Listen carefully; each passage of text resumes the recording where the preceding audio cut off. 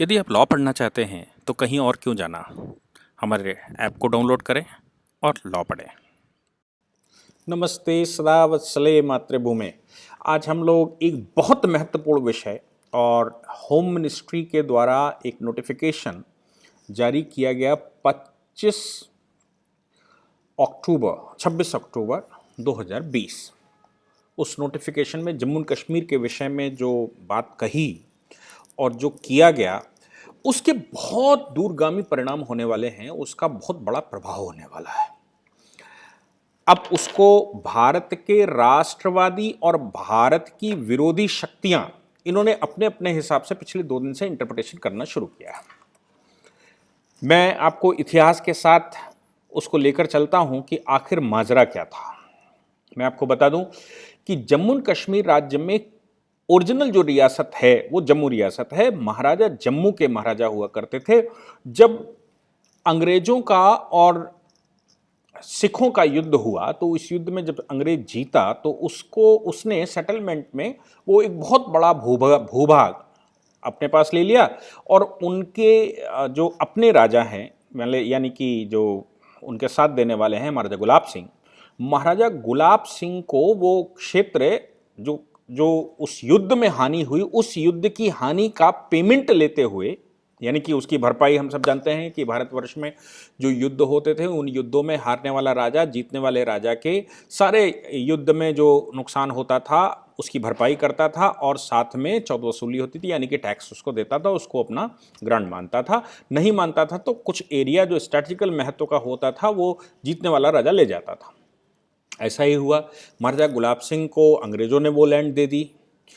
महाराजा गुलाब सिंह के बाद जब वो लैंड उनके पास पूरी आ गई, जम्मू कश्मीर राज्य पंजाब की को अपनी रिपोर्टिंग करता था, पंजाब से स्वतंत्र हो गया और एक स्वतंत्र राज्य बन गया, यानी कि वॉइस रॉय के मातहत आ गया। यानी कि जो गवर्नर जनरल का वॉइस रॉय हुआ करता था उसके अंदर आ गया, इंडिया का पार्ट उसको हम कहने लगे। वो इंडिया पहले भी था। गवर्नमेंट ऑफ इंडिया 1935 में अगर डेफिनेशन देखेंगे तो उसमें भी इंडिया की डेफिनेशन है British India including peninsula state, यानी कि ये सब कॉन्टिनेंट को पूरे मिलाकर इंडिया कहा गया।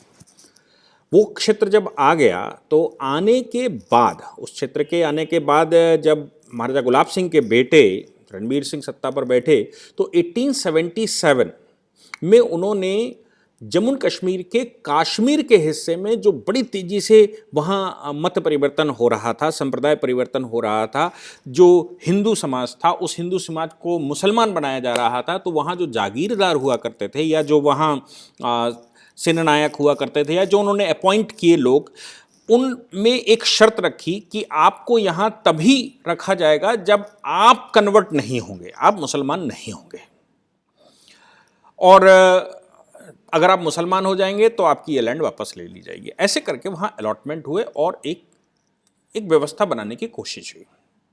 इस तरह लैंडों को संरक्षित किया गया, कुछ जागीरें इस्टेब्लिश की गई, कुछ लोगों को वहाँ बिठाया गया, कुछ लोगों को वहाँ, वो सब स्टेट की लैंड थी जो उन्होंने इस प्रकार हिंदू वहाँ जो रहते थे उनको वो डिस्ट्रीब्यूट करी, मुसलमानों को भी डिस्ट्रीब्यूट करी, लेकिन कुछ शर्तों के साथ वो प्रॉपर्टी दी गई।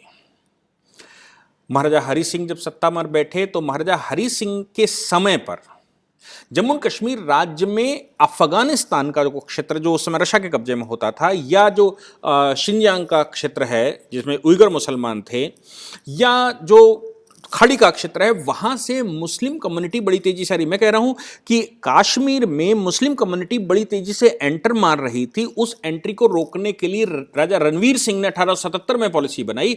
उस पॉलिसी को ही आगे बढ़ाते हुए आगे जब महाराजा हरि सिंह सत्ता पर बैठे तो महाराजा हरि सिंह ने इजाजतनामा रैयतनामा ऐसा कानून बनाया, यानी कि उनके राज्य में आने के लिए इजाजत लेनी पड़ेगी और इजाजत रहने की इजाजत लेनी पड़ेगी, तब वो राज्य का सब्जेक्ट बनेंगे, यानी कि राज्य का विषय बनेंगे और राज्य के सारे कानूनी जो अधिकार राज्य के लोगों का है उनको मिलेगा। मैं आपको बता दूं कि महाराजा हरि सिंह ने एक सिटीजनशिप एक्ट और उस समय पासपोर्ट एक्ट पास किया था।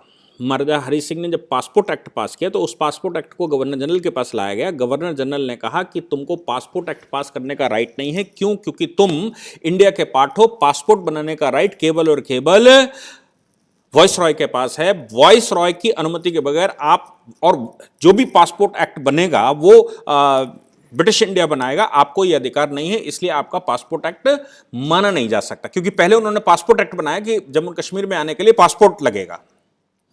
टेक्निकल प्रॉब्लम आ गई क्योंकि इंडिया था, इंडिया में पासपोर्ट सिर्फ एक हो सकता है। पासपोर्ट एक्ट 1920 के तहत पासपोर्ट केवल ब्रिटिश इंडिया बना सकता था।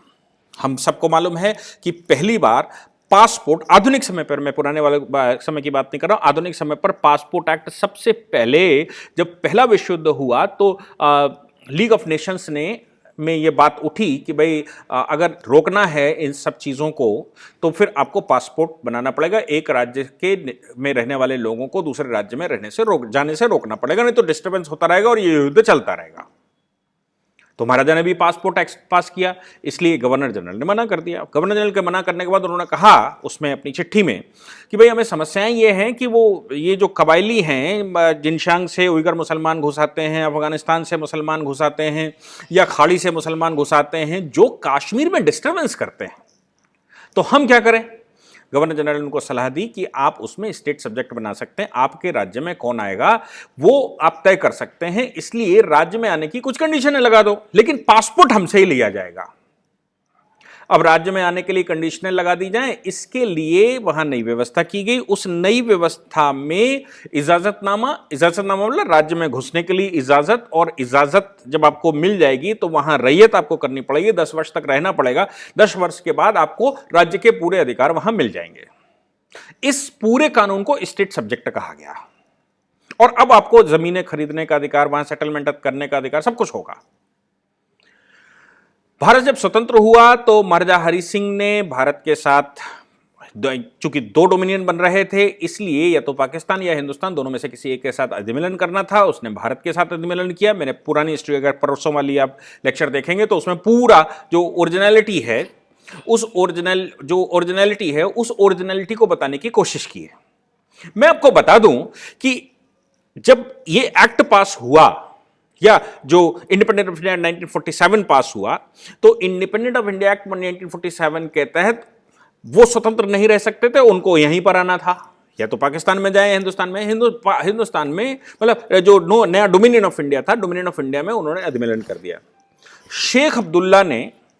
शेख अब्दुल्ला जो मैंने पहले भी बताया है कि नेहरू जी के कहने पर या नेहरू जी के पीछे पड़ने की वजह से शेख अब्दुल्ला को देशद्रोह में जो जेल में बंद था उसको निकालकर प्रधानमंत्री बनाया गया। शेख ने प्रधानमंत्री बनते ही खेल खेलना शुरू किया। जिन महाराजा हरि सिंह ने सब कुछ उसके लिए किया, उन्हीं महाराजा हरि सिंह को उसने वहां से निकालने की व्यवस्थाएं शुरू कर दी। और अब जो पुरानी व्यवस्था के तहत वो जो ओरिजिनलिटी मेंटेन करने की बात महाराजा रणवीर सिंह से लेकर अभी तक की जा रही थी, उन सब में उन्होंने क्या करना शुरू किया? कुछ कानून पास करने शुरू किए शेख अब्दुल्ला ने, जिन कानूनों को लैंड रिफॉर्म कहा गया था। और यह कहा था शेख अब्दुल्ला बड़े रिफॉर्मेटिव हैं। क्या करा था?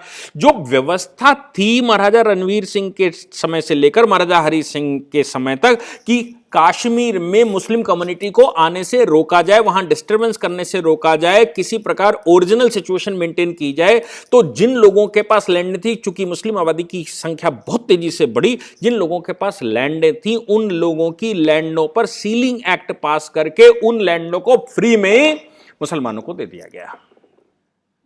अब जब फ्री में दे दिया गया, चूंकि land to the tillers law pass हुआ और वो फ्री में दे दिया गया, अब इस पूरी ऑर्गेनाइजेशन को चलाने के लिए आप नीचे डिस्क्रिप्शन से हमारे ऐप को डाउनलोड कर सकते हैं, जिससे कि लॉ स्टूडेंट्स को, लॉयर्स को और आम आदमी जो लॉ जानना चाहता है वो पेड क्लासेस का लाभ ले सकता है।